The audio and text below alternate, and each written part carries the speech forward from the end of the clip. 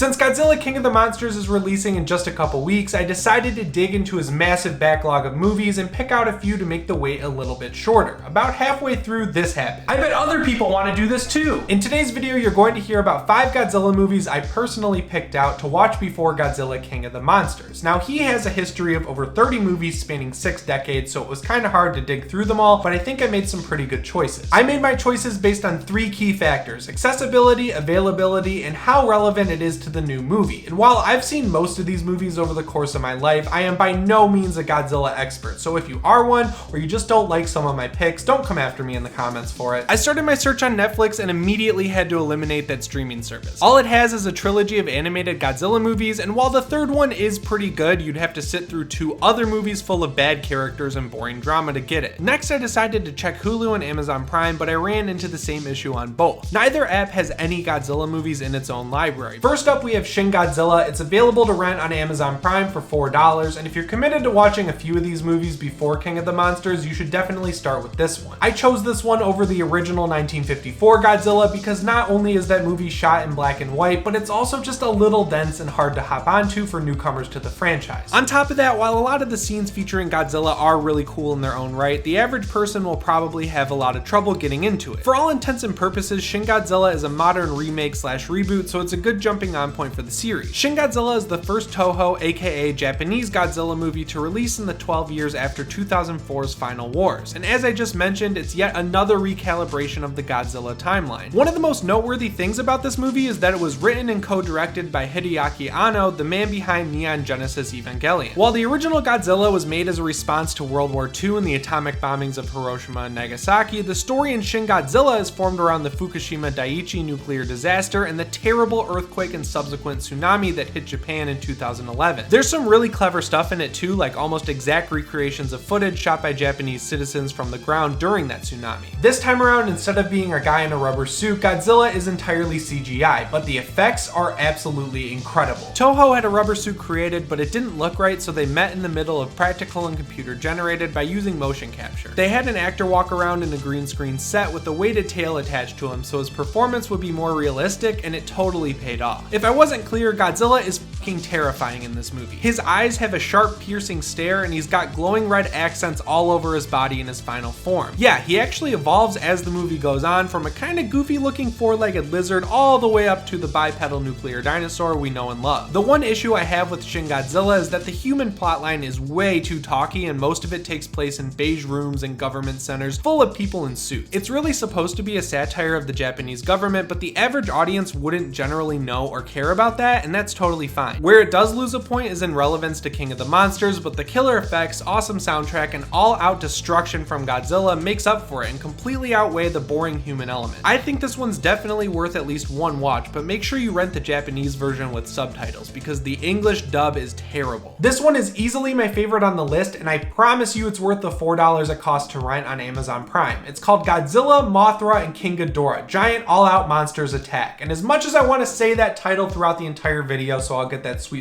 watch time, I'm going to call it by its common name of GMK from here on out. GMK wins in the accessibility category because it ignores all of the continuity set up after the original Godzilla, so you really don't need to know much of anything going into it. And trust me, that's less common than you'd think when it comes to Godzilla. This is one of the movies where Godzilla is the bad guy, and the reasoning behind that is he's possessed by the souls of people who were killed by Japanese soldiers during World War II. They're forcing Godzilla to try and destroy Japan because they feel that the people there have started to forget them. It is pretty grim, but it does result in a cool look for Godzilla where his eyes are clouded over with white smoke. The Japan Self-Defense Forces realize that the only way they can stop Godzilla is by waking up Mothra and Ghidorah to fight him. Baragon's there too, but Godzilla kills him without breaking a sweat. I mean, come on, did you really expect anything less from Baragon? This one also wins in the King of the Monsters relevance category for me too, because while the alliances are a little shaken up, you've got most of the same core group of monsters fighting each other. It also came out in 2001, so the effects are done with a mix of animatronics, guys in suits, suits and CGI, but they prioritize practical stuff and the CGI doesn't look half bad. Mothra and Ghidorah get some pretty cool redesigns for this movie too. Both of them were shrunk down in size since Godzilla is the villain this time around, and the patterns on Mothra's wings look more like an actual moth than they did in the past. I like this compromise because it changes up the mythology a bit for the most popular bad guys, and it makes the movie more fun than it would be if Godzilla faced off a bunch of B and C tier monsters. Having him as the bad guy means there's no reluctance to show him destroying buildings, killing soldiers, and using atomic breath at full blast too, so the fight scenes are all pretty top notch. Finally, Ghidorah gets an upgrade to King Ghidorah in the third act, and that ties it in even more to King of the Monsters on top of just being fucking awesome. If you're only gonna check out one movie on this list, make it this one, because it's a hell of a good time. My third pick is 1964's Mothra vs. Godzilla, or Godzilla vs. The Thing as it was called in the United States. This is one of the movies you can watch with the free trial to Starz, so it scores a point for availability, and on top of that, it strikes a perfect balance between camp and cool, so it gets half a point for accessibility. This movie was definitely ahead of its time. The main human villain is a super rich businessman who buys one of Mothra's eggs from a small village who discovers it in the aftermath of a massive typhoon. It turns out Godzilla is also buried underneath the mud and junk, so the good humans call upon Mothra to fight him before he destroys Japan. As far as Godzilla movie plot goes, this one's pretty straightforward, and the fights are really cool and watchable considering it was made in the 1960s. The Godzilla costume is definitely a little antiquated, especially when you notice that the eyes don't really move all that much, but his atomic breath looks great, and the sets that were built for him to destroy are as good as it gets. It also scores a point for King of the Monsters relevance by including Mothra, and it provides a great introduction to her powers. She has poison powder and the ability to swell up strong gusts of wind with her wings, but her signature move is grabbing Godzilla by the tail and dragging him across the ground so he can't hurt her. Can you imagine being in the suit for that move? If you straight up can't sit through movies that are over 50 years old, which I completely get, this one's skippable, but it's absolutely worth checking out otherwise. Now we've reached the fun part because these last two movies are definitely gonna ruffle some feathers. The first one I'm gonna talk about is Godzilla 2014, and you can rent this one pretty much anywhere, so it scores a big old point for availability. It was directed by Gareth Edwards in between a movie called Monsters and a tiny little flick called Rogue One: A Star Wars Story, and just like that movie, Godzilla catches way more flack than it deserves. It started as a short IMAX movie called Godzilla 3D to the Max.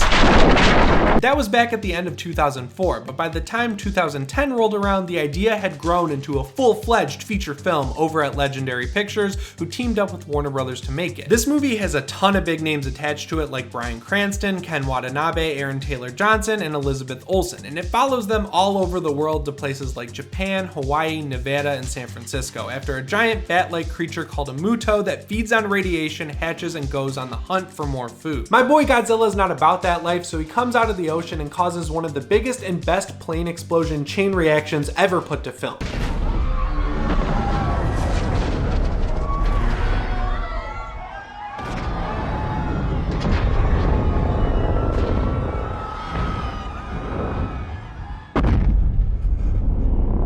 The reason I like this movie so much is because on top of being incredibly well made, it does an awesome job at showing how small and insignificant humans really are in the universe. Godzilla is almost exclusively shown from the ground up to portray his scale, and the redesign is a perfect middle ground between old and new. That being said, it has a few issues balancing the screen time that the humans get and the screen time that the monsters get. That's not to say I dislike the human story, but Bryan Cranston exits the movie about a quarter of the way in, and none of the other leads come close to capturing the same level of believability in their performances. And finally, once Godzilla is introduced into the movie, you really only see him in fleeting glances until the final fight, but that final fight is visually stunning and totally spectacular. I love watching it every time I check this movie out, and it'll really put into perspective the sense of scale you'll get watching King of the Monsters. Godzilla 2014 is the first movie in the MonsterVerse series, which includes Kong Skull Island, Godzilla King of the Monsters, and Kong vs. Godzilla in 2020. That's where things really get exciting for horror fans, because Michael Dougherty, the guy behind Trick or Treat, is handling King of the Monsters, and Adam Wingard, the guy who made The Guest and You're Next, is already working on Kong vs. Godzilla. But regardless, I don't think it could do better in terms of relevance to King of the Monsters, since it introduces the title character, and it's also a winner in terms of accessibility because it's the beginning of a series that's unconnected to any other Godzilla film. Alright, if you stuck around to the end, you're in for a real treat, because we're going to talk about 2004's Godzilla Final Wars. It's available to rent on Amazon Prime for $4, so that covers its availability, point, but I would definitely buy this one if you can. Final Wars is a movie celebrating Godzilla's 50th anniversary, and what better way to do that than to pit him against almost every monster he's ever fought as they ravage the entire planet from New York City all the way to Tokyo. This is the last movie we got before the 12-year hiatus leading up to Shin Godzilla, and while hardcore Godzilla fans are kind of split down the middle on whether or not they like it, this was my personal jumping on point to the franchise, and I think it's the perfect entry point. The plot in this movie is completely bizarre, and if I'm being honest, just a little nonsensical, but all you really need to know is that Godzilla's major enemies are popping up in all of the world's major cities and Arizona, so he goes on this globe-trotting adventure to kick all their asses. The 1998 Godzilla, aka Zilla, destroys Sydney, Australia, King Caesar smashes up Okinawa, and the list goes on and on. You've got Rodan, you've got Mothra, you've got Monster X, who reveals himself as Kaiser Ghidorah at the very end, all making appearances here, and on top of that, you've got the triumphant return of Gigan. I used to have a toy of this guy when I was a kid, but he's basically a cyborg monster with saws for hands and a bigger one right in the middle of his chest. He's awesome. The real icing on the cake here is that the human plotline is the most fun it's ever been. That's because while it makes virtually no sense whatsoever, they spend the entire movie doing Matrix-like fighting instead of sitting in a room trying to figure out how to kill an invincible dinosaur for the millionth time. Yeah, Godzilla Final Wars was a great way for the big guy to go out before his 12-year nap, and this is honestly a movie you might want to save for right after you see King of the Monsters, because it's a great movie to watch with a bunch of beer and a bunch of friends. It's accessible because the plot doesn't matter, it's available because you can rent it for less than a cup of coffee, and it features pretty much every monster we're gonna see in King of the Monsters and more. So as far as I'm concerned, you need to check this one out. And there you have it, 5 Godzilla movies that are absolutely worth checking out before and after King of the Monsters. If this video helped you out at all, do me a solid and click the bell when you subscribe, that way you'll get a notification every time I upload a video. This was admittedly a really tough movie to make because every time I added a movie to the list, I would kind of second guess myself and take it off or put another one on or reorder the list just a little bit, but it was fun to make and that's what matters. That's all the time I have for today though, so as always, my name is Jimmy Champagne and I'll see you in the next one. Thanks for watching.